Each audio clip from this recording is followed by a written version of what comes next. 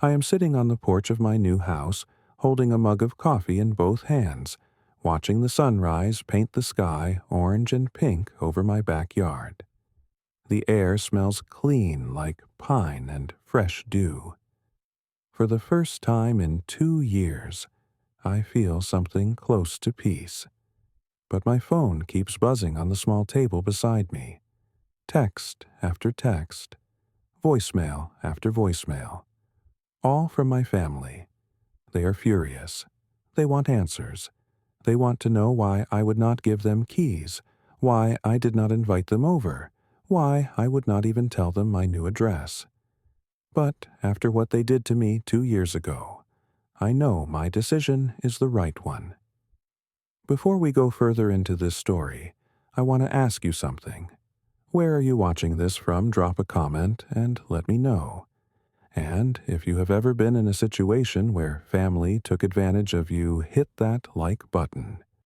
Subscribe if you want to hear more stories like this one, because what I am about to share will show you that sometimes saying no to family is the most respectful thing you can do for yourself.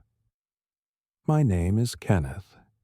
I am 28 years old, and I grew up in a family that always made me feel like I owed them something. I am the oldest of 3 kids. My sister Jessica is 26, and my brother Brandon just turned 24. My mom, Linda, worked part-time as a bookkeeper for small businesses around Portland, Oregon. My dad, Daniel, used to manage a warehouse until he hurt his back when I was in high school. He took early retirement and never really worked again after that. Growing up, I was the kid who carried the weight. I had to watch my younger siblings after school while Mom worked late. I had to help Dad with bills when his disability checks were not enough. By the time I turned 18, I was working 2 jobs. I served tables at a diner 5 nights a week, and on weekends I loaded trucks at a shipping warehouse. I did this all through college. It took me 5 years to finish my degree in civil engineering because I could only take 3 classes a semester. But I did it. I graduated. And when I landed a job at a mid-sized construction company in Portland, I felt like I had finally made it.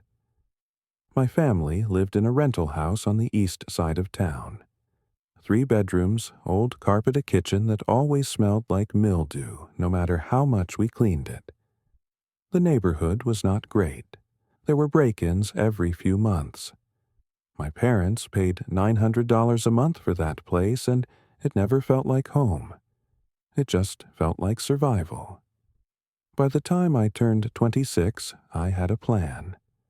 I had been saving money for 4 years, putting away whatever I could after helping my parents with their rent and covering groceries now and then.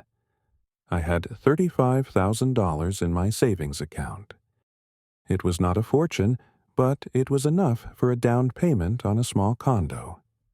I wanted my own place, somewhere quiet, somewhere I could finally breathe. I told my family about my plan on Thanksgiving. We were all sitting around the table picking at dry turkey and boxed mashed potatoes. I said I was planning to buy a condo in the next year, something close to my office so I could cut down my commute. My mom smiled. She said she was proud of me. My dad patted me on the back and told me it was about time I got my own spot. Jessica congratulated me. Brandon just nodded, mouth full of food. It felt good. It felt like they were happy for me. But a week later, my parents called me into the living room for a private talk. They sat me down on the couch and my dad started. He said they had been thinking. Instead of me buying a small condo by myself, why not pool our money together as a family and buy something bigger, a real house? Something we could all live in and share the costs. My mom jumped in. She said Jessica had just lost her job at the spa where she worked as a receptionist. She was living with them again. Brandon was still bouncing between gigs, trying to figure out what he wanted to do. They were both struggling. My parents wanted to help them, but they could not afford to do it alone. My dad said I was the one with the stable income. I was the one who could carry the mortgage. They said if we all went in together, we could get a 4-bedroom house. Everyone would have their own space. We would split the bills. It would be a family investment. My mom looked me in the eyes and said, "We will all share ownership, Kenneth. This will be our house, all of ours." I hesitated. Something about it did not sit right with me, but I also felt guilty. I thought about all the times they had fed me growing up even when money was tight. I thought about my mom driving me to school every day when I was younger. I thought about how hard my dad worked before his injury. I told myself that maybe this was my chance to give back. Maybe this was what family was supposed to do. So I agreed, but I made one condition. I said everything had to be in writing. We needed a clear agreement about who was paying what and who owned what. My parents nodded. They said of course we would handle all the paperwork. We were a family. We would figure it out together. Looking back now, I realize that was the moment I made my first mistake. I believed them. I believed we were all in this together. We started looking at houses the following month. My parents, Jessica, and I went to open houses almost every weekend. Brandon was supposedly looking for work in Seattle, so he only came to a couple of viewings. We must have seen 15 different places before we found the one. It was a 4-bedroom, 2.5-bathroom house in Beaverton, which is a suburb just outside Portland. It had a small backyard, a 2-car garage, and it was in a decent neighborhood with good schools nearby. The asking price was $230,000. I put down my entire savings as the down payment. $35,000. Gone in one signature. My parents said they would contribute $10,000. Jessica promised $5,000. Brandon said he could pull together $5,000 as well. That was $20,000 total from them. The plan was that I would be the primary name on the mortgage because I had the best credit score. Once we closed on the house, we would add everyone else to the title. That was what my dad told me. That was what I believed. The closing day came in early March. It was a cold, rainy morning. I remember sitting in the office of the real estate agent signing page after page of documents. My parents were there with me. Jessica said she had a job interview and could not make it. Brandon texted that he was still in Seattle and could not get away. I signed my name on the mortgage. I signed my name on the deed. It was just my name. Nobody else. The agent asked if we wanted to add anyone else right then, but my dad said no, we would handle that later. He said it would be easier to do it after we moved in. I trusted him. I should not have. We moved into the house that same week. My parents took the master bedroom on the first floor. Jessica got the bedroom across from mine upstairs. Brandon had the smallest room at the end of the hall, even though he was barely ever there. I took the room closest to the bathroom. I was excited at first. I thought this was going to be a fresh start for all of us. I thought we were going to build something together. But 3 months in, I started noticing things. I was paying the mortgage every month. $1,400 like clockwork straight out of my checking account. My parents had not contributed a single dollar. When I brought it up, my mom said they were helping by cooking dinners and keeping the house clean. My dad said living together was their contribution. I bit my tongue. I told myself it was temporary. Jessica still had not found a job. She stayed home all day watching TV and scrolling through her phone. The electric bill went up because she ran the air conditioning constantly even when it was not that hot. The water bill doubled because she took long baths every night. I asked her to chip in for utilities. She looked at me like I had insulted her. She said she was going through a hard time and I was being insensitive. Brandon came home most weekends. He would bring 2 or 3 friends with him, and they would drink beer in the garage until 2 in the morning. They left cans everywhere, cigarette butts in the driveway. One time I found vomit in the backyard. When I confronted him, he laughed it off. He said I needed to relax. He called me uptight. I started keeping track of expenses. I paid the mortgage. I paid the internet. I paid the gas bill. I paid for groceries most of the time because no one else seemed to remember it was their turn. After 6 months, I had paid nearly $50,000 into that house when I included the down payment and all the monthly costs. My family had paid 0. I finally snapped one night in September. We were all in the living room. I asked very calmly when we were going to sit down and make the ownership paperwork official.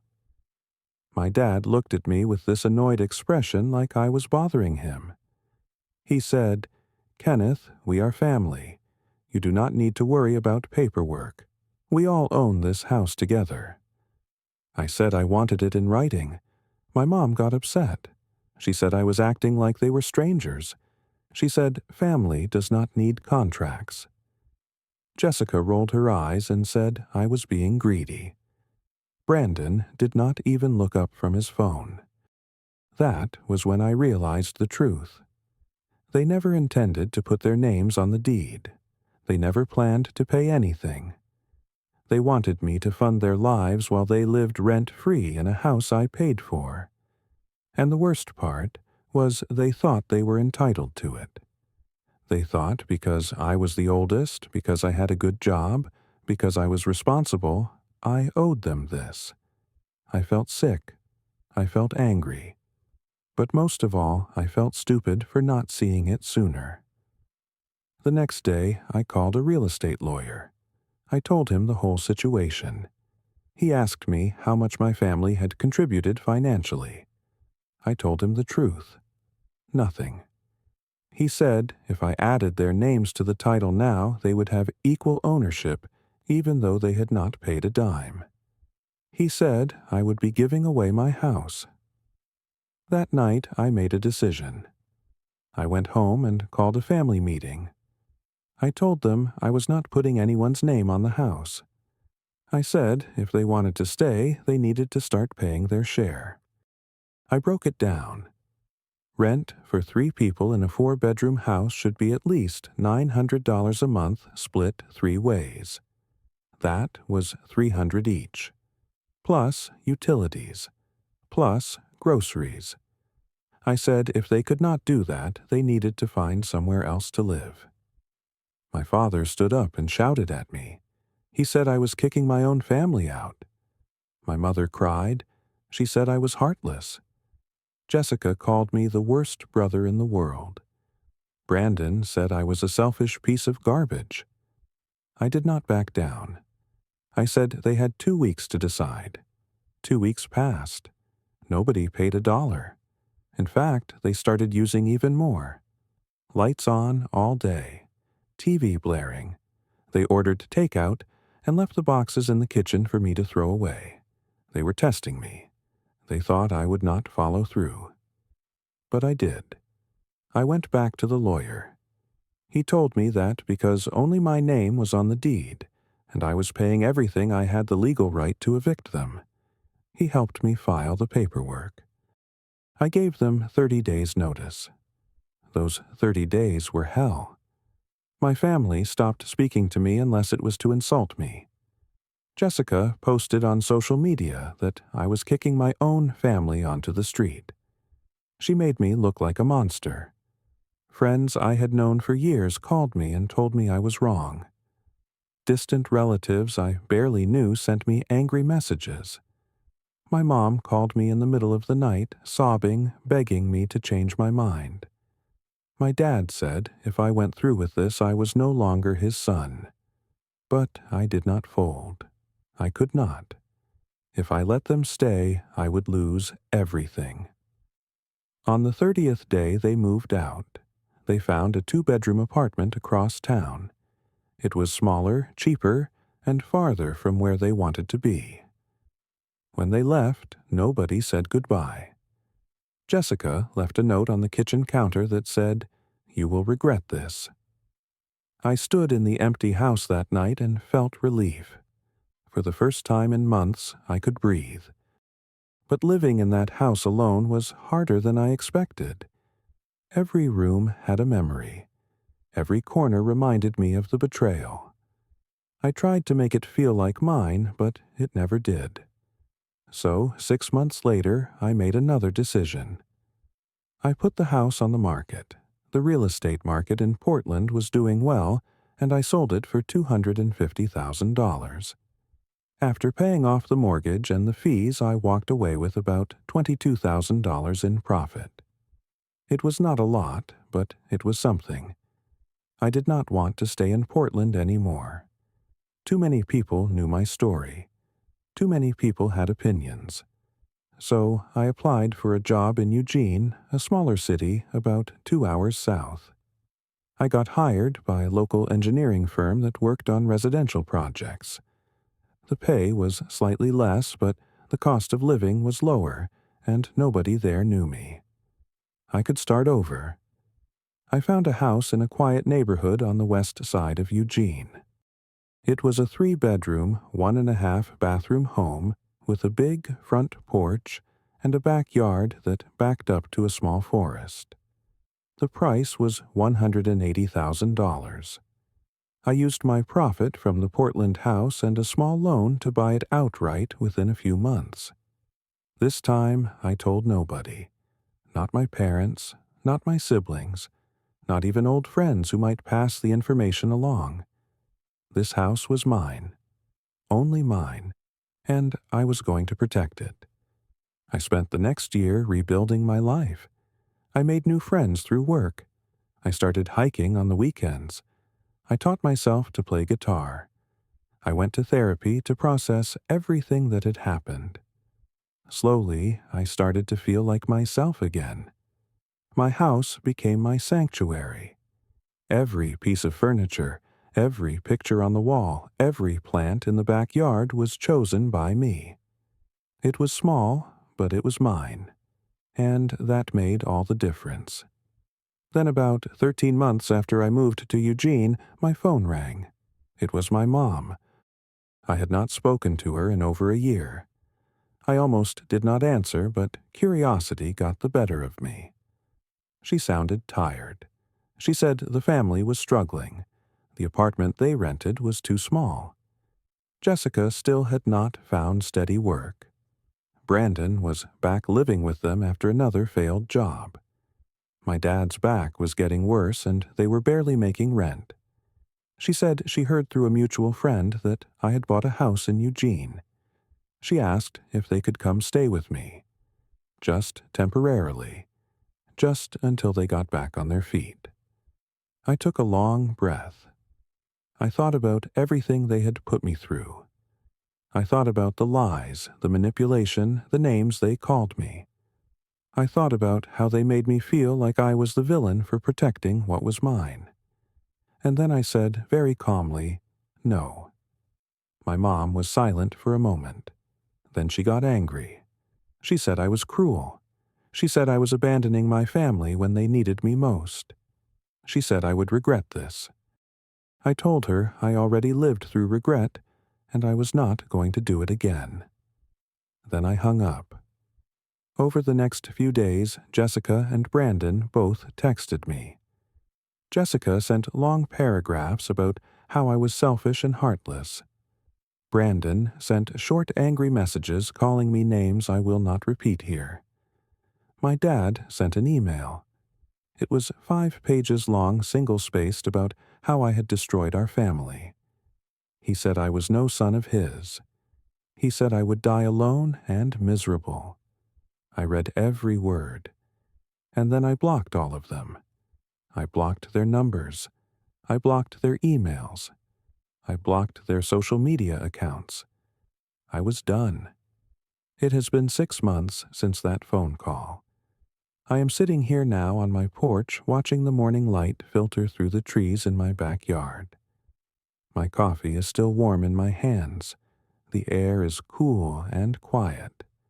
I have no regrets. None. I know some people will say I should have helped them. I know some people will think I am cold. But here is what I learned. Family is not supposed to drain you. Family is not supposed to make you feel guilty for having boundaries. And when people show you who they really are, you should believe them. My parents did not want to build something with me. They wanted to take from me. Jessica and Brandon did not want to contribute. They wanted a free ride. And when I said no, they tried to make me the villain. But I am not the villain. I am just someone who finally learned to say enough. I do not hate them. I really do not. But I also do not owe them access to my life, my home, or my peace. Some people think love means giving until you have nothing left. I used to think that too. But real love includes respect. It includes fairness. It includes effort from both sides. What they wanted from me was not love. It was exploitation. I have friends now who treat me better than my family ever did. I have a job I enjoy. I have hobbies that make me happy. And I have this house. This little house with the creaky porch and the overgrown garden and the bedroom that gets too much sun in the afternoon. It is not perfect, but it is mine. Nobody can take it from me. Nobody can guilt me into giving it away. And nobody can make me feel bad for protecting it. There are mornings when I still think about them. I wonder if Jessica ever found a job she likes. I wonder if Brandon ever figured out what he wants to do with his life. I wonder if my dad's back ever got better. But those thoughts do not last long. Because I also remember the way they treated me. I remember the names they called me. I remember the way they tried to manipulate me into giving up everything I worked for. And I remember the relief I felt when they finally left. Some people might say I am bitter, but I am not. I am free. And freedom, I have learned, is worth more than any relationship built on guilt and obligation. So, no, they cannot come to my house. They cannot have my address. They cannot be part of this life I have built. Because this life is mine, and I earned it. Every single piece of it. This house represents more than 4 walls and a roof. It represents my ability to stand up for myself. It represents the moment I stopped being the person everyone leaned on and started being the person who takes care of himself first.